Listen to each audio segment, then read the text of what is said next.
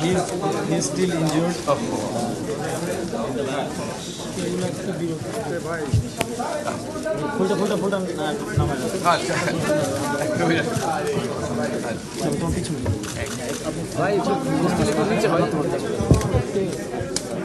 আসসালামু আলাইকুম। আজকে আমাদের গৌরবের দিন। যে বিপ্লবের মাধ্যমে বাংলাদেশ আজকে নতুন বিজয় দিবস সৃষ্টি করলো, সেটাকে সামনে রেখে এবং আরো মজবুত করে আমাদেরকে সামনে এগিয়ে যেতে হবে। যারা এটা সম্ভব করেছে, যে তরুণ সমাজ, তাদের প্রতি আমি আবার সমস্ত প্রশংসা এবং কৃতজ্ঞতা জানাচ্ছি তাদেরকে। তারা আমার পাশে আছে।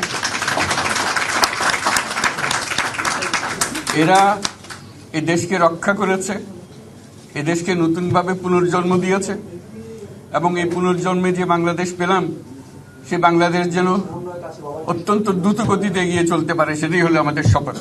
সেটা আমরা রক্ষা করতে চাই, এগিয়ে যেতে চাই। আজকে আবু সাঈদের কথা মনে পড়ছে আমাদের, যে আবু সাঈদের ছবি বাংলাদেশের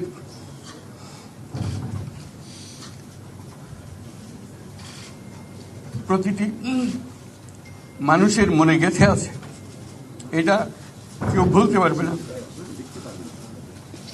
কি অবিশ্বাস্য একটা সাহসী যুবক,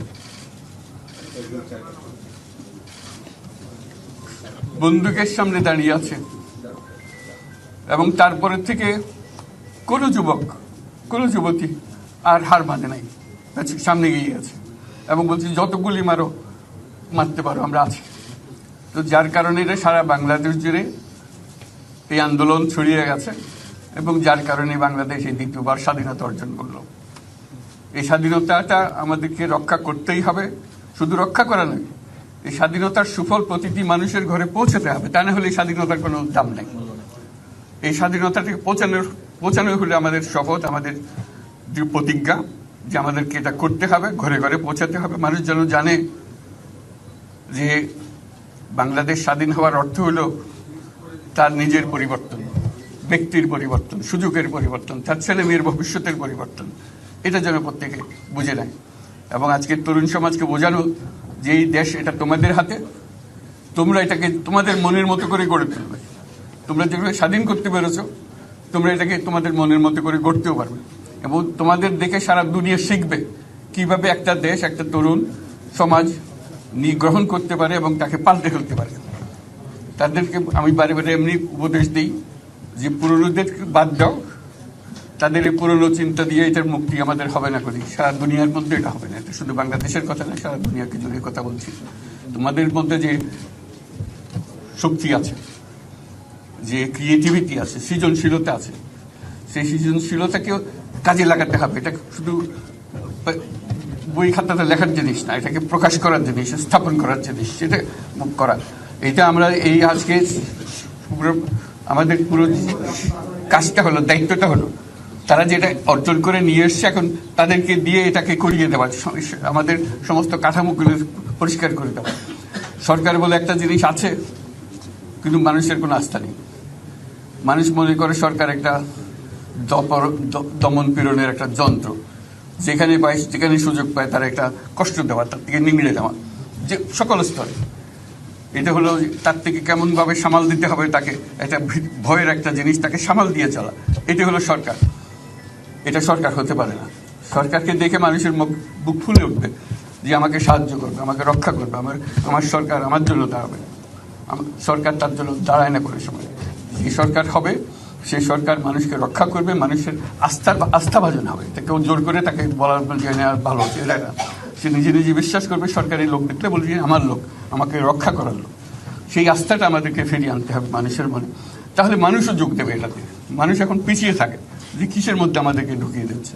আমরা যেন জানতে পারি যে এইটা আমরা সবাই মিলে আমরা অগ্রসর হতে পারি। একটা বড়, সারা বাংলাদেশ একটা বড় পরিবার, এই পরিবার আমরা একসঙ্গে চলতে চাই এবং আমাদের মধ্যে দ্বিধা দ্বন্দ্ব যা কিছু থেকে সরিয়ে ফেলতে চাই। যারা বিপথে গেছে তাদেরকে পথে আনতে চাই, যাতে করে একসঙ্গে আমরা কাজ করতে পারি।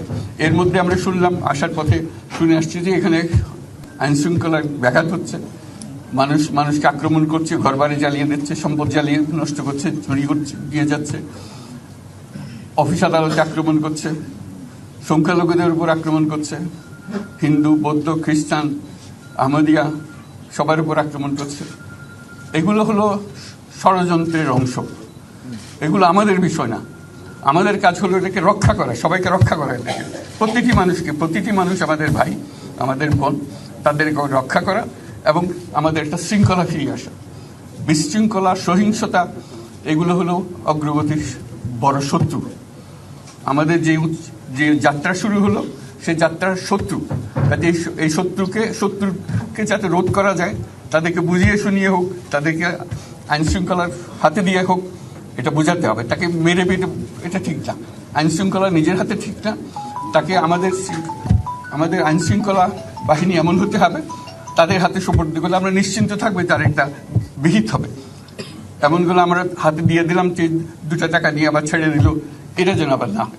তা আমাদের সেই আস্থাটা আমাদেরকে আনতে হবে। কাজে আইন শৃঙ্খলা যখন আমাদের প্রথম কাজ, এই আইন শৃঙ্খলা ঠিক না হওয়া পর্যন্ত এটা আমরা অগ্রসর করার জন্য পদক্ষেপ নিতে পারবো না। আপনারা আমার উপরে আস্থা রেখে আমাকে জানিয়েছেন, ছাত্ররা আমাকে আহ্বান দিয়েছে, সেটাতে আমি সাড়া দিয়েছি।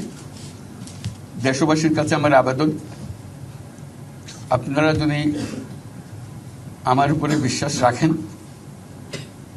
আমার উপরে ভরসা রাখেন, তাহলে নিশ্চিত করেন যে দেশে কোনো জায়গায় কারো উপরে হামলা হবে না। এটা আমাদের প্রথম দায়িত্ব। এটা যদি আমি করতে না পারি, এটা আমার কথা যদি না শোনেন আপনারা, তাহলে আমার প্রয়োজন এখানে নাই। আমাকে বিদায় দেন, আমি আমার কাজে থাকি, সেখানে আমি ব্যস্ত থাকি। যদি আমাকে প্রয়োজন মনে করেন, তাহলে আমাকে প্রয়োজন মনে করলে আপনাদেরকে দেখাতে হবে যে আমার কথা আপনারা শোনেন।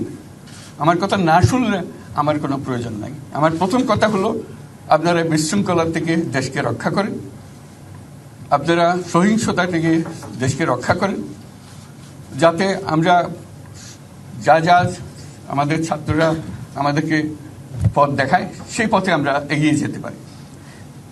এটা একটা খুব সুন্দর দেশ হতে পারে, বাংলাদেশ একটা খুব সুন্দর দেশের সম্ভাবনাময় দেশ।